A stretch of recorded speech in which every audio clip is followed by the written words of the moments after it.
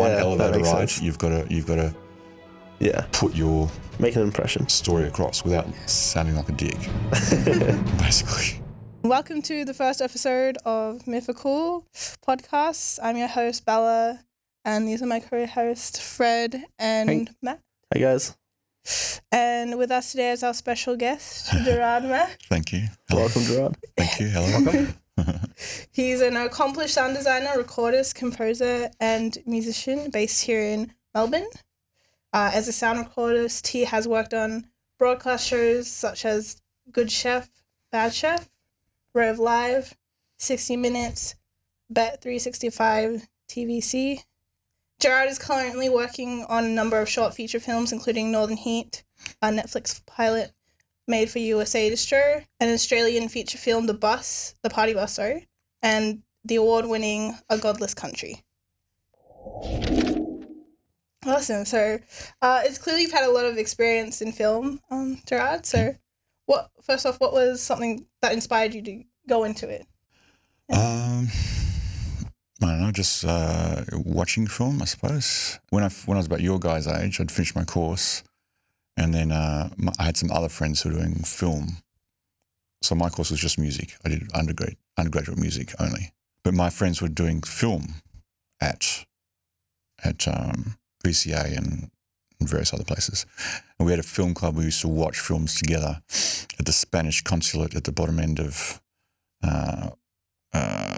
what is in Carlton, you know. So we'd watch celluloid film. So you could rent celluloid film and have these sort of film nights and watch old John Ford films and stuff like this, if you know what that is. Sort of Hollywood films, and we did it because we could enjoy the films we wanted to watch and not watch the crap that was on, you know, TV or whatever.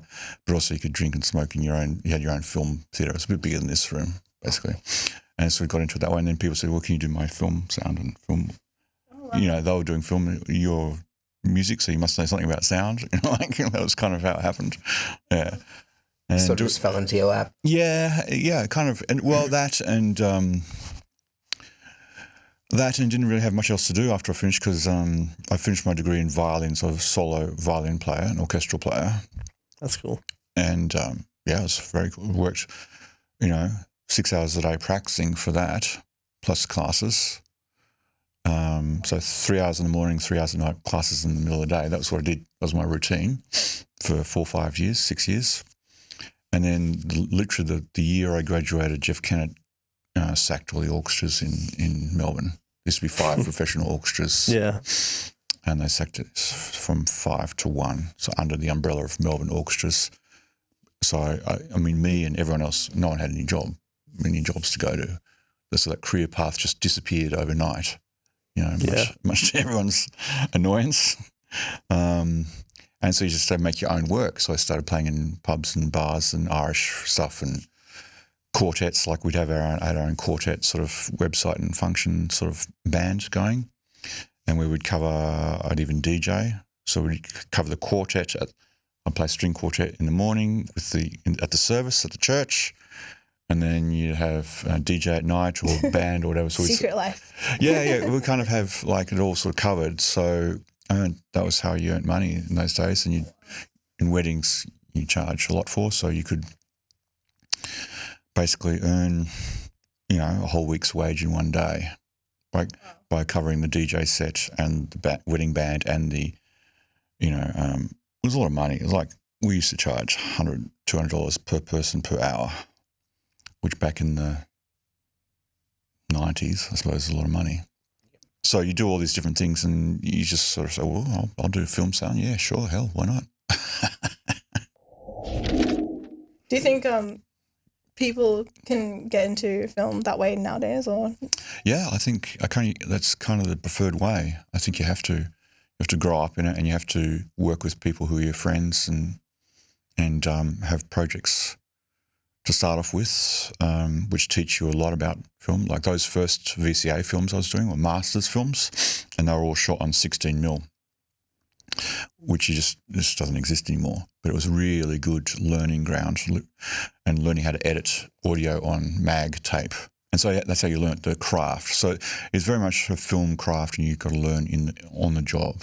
Same as audio, or same as anything, I suppose. So my last question: do you have a favorite film in particular? Well, too many, really. Too many favourite films. I think, well,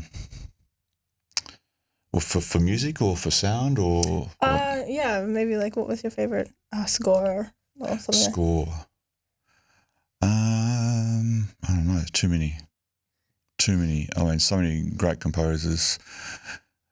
They tend not to be sort of the Hans Zimmer one. I mean, I quite like the Hans Zimmer scores, but they tend not to be my favourite scores, because they're just overdone. I remember the first score I really liked was this very old film, Hollywood film called Lawrence of Arabia. Maurice Jarre is the composer for that. He's one of the old guys, amazing. Anything by John Williams is just amazing. Like, the guy's a freak. Forget all the Star Wars stuff, all the other stuff. Just have listened to the soundtrack to E.T. Forget the film, but listen to the soundtrack. It's just amazing, So, yeah, too many. André Desplat is a French composer I really like.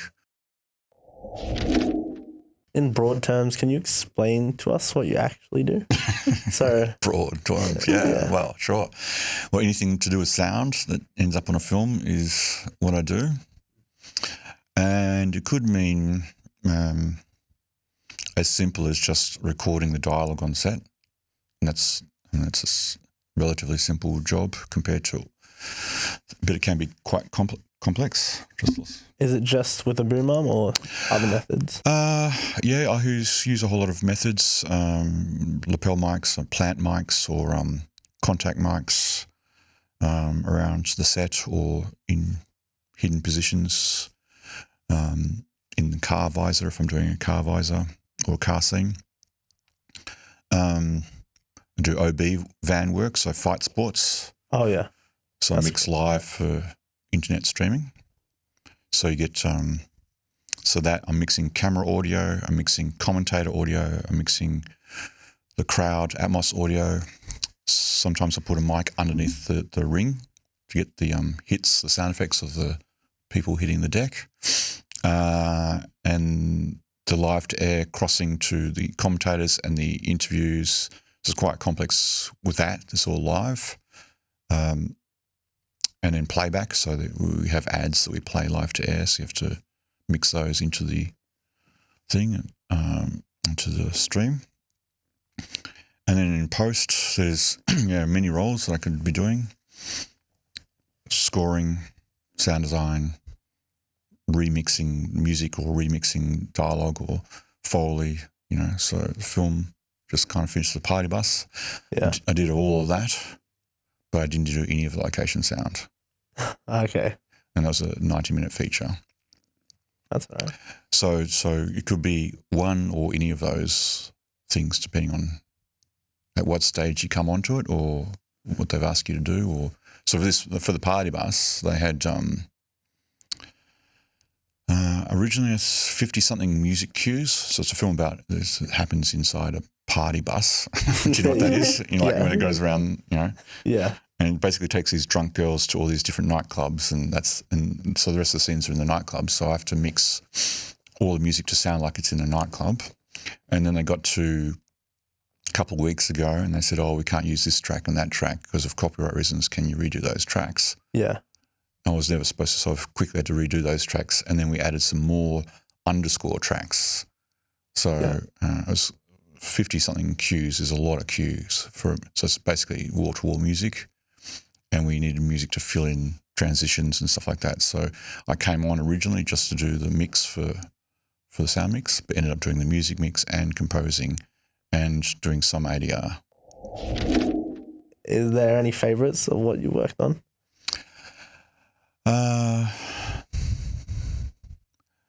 Yeah, I mean, so I've done 4 films for this guy called Dan Armstrong. He's kind of an indie film guy, and he does the normal slasher horrors, but they're all quite well done. Yeah. They're very and so Nova Star is his next one. So it's a genre we're now calling Ozploitation, which is an old term. Yeah. You might have heard of blaxploitation. I don't know. Not at all. No, okay. It's a very specific type of 60s music. The girls with the big hair and the big boots, the black American girls. Yeah. It's blaxploitation, BLAXX exploitation. Yeah. So the exploitation, like very gratuitous sort of filmmaking, if you can imagine. And so we just got our own version of Ozploitation, which is also a genre from the 60s and 70s. We're sort of reinventing it. And it's a funny way to do film, low-end, cheap stuff, but irreverent filmmaking. It's a lot of fun. But yeah, this film I did, A Godless Country, that's, beautiful film. This is totally the other end of Ozploitation. It's a colonial thing. It's really well done. Yeah. But there are plenty of favourite ones, but the next one is a favourite one. Whatever I'm working on next is my favourite. Let's leave it at that. For an aspiring audio engineer trying to get into the post industry, how would you recommend they do about getting into it? Well, research, your skills and develop your skill sets. Accept that no one's going to let you sit on a $250,000 desk and mix a feature film. Yeah. You've got to do the hard yards on your friends' films, your colleagues you're working with. But having said that, don't work for free. Just work on your skill set and work on your hustle. Do the hustle. So get involved in the industry and get involved in the creative bodies. The ASSG is the Australian Screen Sound Guild. And they have lots of workshops. Get involved with APRA. They have lots of workshops. Get involved with various functions where you're meeting people all the time. If you're always making connections, and do the hustle and don't expect a job out of everyone you meet, but maybe in a few years they keep seeing you. And sort of what makes applicants stand out to you when they're sort of applying to work with you? What's the one that makes them stand out the most? I suppose you have to be in some ways humble and willing to learn. If you're coming on as a junior sound editor, you got to be humble. So you got to accept you're going to be doing door slams and foot noises, Yeah. So if you're not happy with that, you're kind of wasting everyone's time. You got to put in the hard yards at that level, or making the coffee, or whatever your role is to do. If you're on set, you got to accept you got to do location sound and do the shitty jobs that no one else wants to do. Having a degree like SAE degree is a good start. Having a showreel or having people that you've worked with who you would get recommended rather than apply. Yeah. Or I'd know your work previously. So it really does work like that. So on a piece of paper, I mean, this is true of any position really in film or media. No one really looks that good on a piece of paper, showing that you're versatile and showing that you're keen for each part of the industry. What gets you sacked, and I've sacked more people than I've hired probably. Yeah. I don't know how that works, but I've sacked more people who've been hired for me, is not willing to change their workflow or their habits or their mindset. Yeah, just being humble and being open-minded in your learning and your career, working with people that can teach you something. How long have you been doing boom operating for? Well, yeah, on those first VCAC films, so 20 plus years. But I didn't always... So I've always been a musician or sound or whatever. So each year that goes past, I've either focused on one or the other. So I can't say 100% been a boom operator since then. But I would do it enough and I'd buy enough gear and people would do whatever. But I'm really interested in my composing or whatever. So depending on year to year, one might be a focus or not, you know. But it just so happened, if you know, probably about 10 years ago now, someone from Channel 9 called me. Yeah. I don't know how or why. I never found out, and I started working on Channel 9 shows. So they just found you through your profile, basically, I don't know. It would be someone. or recommend. Yeah, the way it would go down is someone on their normal list Yeah. couldn't do the job, and they got to the bottom of the list, the bottom of the barrel, literally. And the last person they rang couldn't do it. Who do you know that could do it? I don't even know who it was. We said, "Oh, try Gerard. He might be free." And they ring me, and suddenly you're on the list because you're available. If you say once you ever say you're off the list or you're not available, you're off the list. It's pretty cutthroat. So I've drifted on and off the list for years. So being on the list is a good thing that somewhere exists in the world. Yeah. I guess you got to show what you're doing as well as soon as you get that chance. Yeah, you got to come up with the goods on the day, and you got to have the right gear and be reliable and turn up on time, and don't reek of alcohol. Like it's surprising how conservative you have to be. I think to always get the job. 100% have to call back within 5 minutes, otherwise they're on to the next person. Right? You 100% have to answer that emails and whatever it is these days. You can't let emails go or callbacks go no longer than 5 minutes. Otherwise, you've lost the job. It goes on to someone else on the list. Just don't let go of it. Yeah. I mean, and we got to advertise. I do very little advertising now, or I have no website at the moment because it's too busy, basically. Yeah. But that's what you'd have to have. Website or your social media, creating those connections. Here's my card, sort of thing. But people don't do that anymore. But look me up. I'm on LinkedIn. Look me up on Spotify. Look me up. And people do. If you made a good impression at the meet and greet schmooze and whatever, So practice your schmooze, but don't look like you're schmoozing. Just practice your schmooze and expect to get nothing from your schmooze. Or your pitch. Have we talked about the elevator pitch? Do you know what that is? No. Your 30-second elevator pitch. How does it work? You've got 30 seconds to say your bit in an elevator. So the length of one elevator ride, sense. you've got to put your make an impression story across without sounding like a dick. Basically. Well, that's all we have time for. Okay. Thank you so much for coming on this episode with us. Thank you. Thank you. Please, please check out Gerard's new work, Godless Country, is it available on any streaming services? It's doing the festival circuit at the moment, Okay. but I imagine they're going to do that at some stage. There's a few films you'd find out there on streaming, which are a couple of years old now, but pre-COVID films that's still streaming. But yeah, thank you for having me. Thank you so much.